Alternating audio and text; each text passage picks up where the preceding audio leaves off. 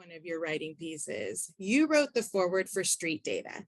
Yes. You stated that many identify street data or street perspectives as being lower or less than standard or establishment. You compared street data to Wakanda as it is a more complex, more layered, and more nuanced. We are a big fan of street data and its potential in our data-driven industry. Can you share about a little bit more about street data for someone who might be new to street data? Yeah, I mean, I wrote that when I read the book. Actually, had conversations with Shane and Jamila, like as the book was being written, and I'm like, ooh, this is a bar, right? I'm like, you have something here, and the reason why I appreciate the concept of street data is because it aligns so well with my pedagogical philosophy, and oftentimes, for folks who have a pedagogical philosophy that's about doing right for young people, the method for capturing whether it's good or not does not align with the pedagogy, which is why people are like, you know what, we can't do that because we have to worry about the assessment, right? Because in their head, they cannot reconcile the tensions between the pedagogical approach and the assessment tool. And so they just say, you know what, I give up because I'm going to be judged on the assessment. Now, I want folks to understand data is data. And I love the fact that we need data to drive instruction. If you don't have any data to support the decision that you're making, then it's just arbitrary. Don't for a minute believe that I want you to just go out there and just be doing whatever you want with kids. Nah. But you got to understand the limitations to the kind of data that we're capturing.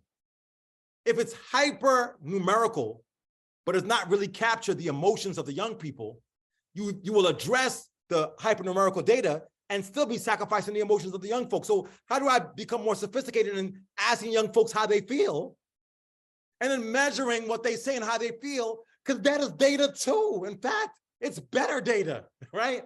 The existing data has shown us that it cannot capture the reality of the experience of the educator. How do I know that? Because we've been capturing the same kind of data for a number of years and we've not seen significant shifts. We capture the data, we address what we think will fix the data, and the shifts in the community is not happening.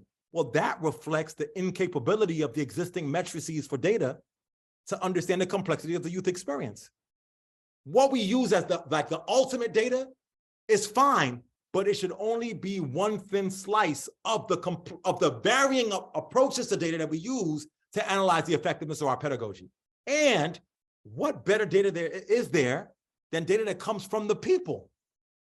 That's what, I love the concept of street data, like being a street scholar, being ratchetdemic, because it says it does not begin with the perception of the person who's not connected to the community, making assessments as based on their conjecture, literally their opinions about the experience of folks who are experiencing it.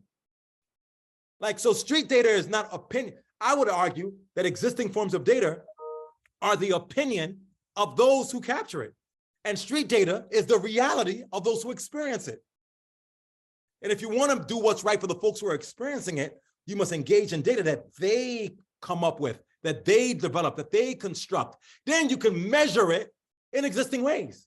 Does that make sense? So if I ask questions of a community and say, what are the effects of this new highway on your experiences?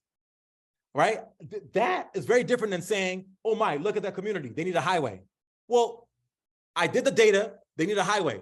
I put the highway through, but the highway went through where the kids play. So the data said do a highway, which is great. Based on the need, you perceived that you need to create the highway. But you can't know where the highway is supposed to be unless you have the people tell you, nah, you can't put the highway through where the kids play. It's the only place they play.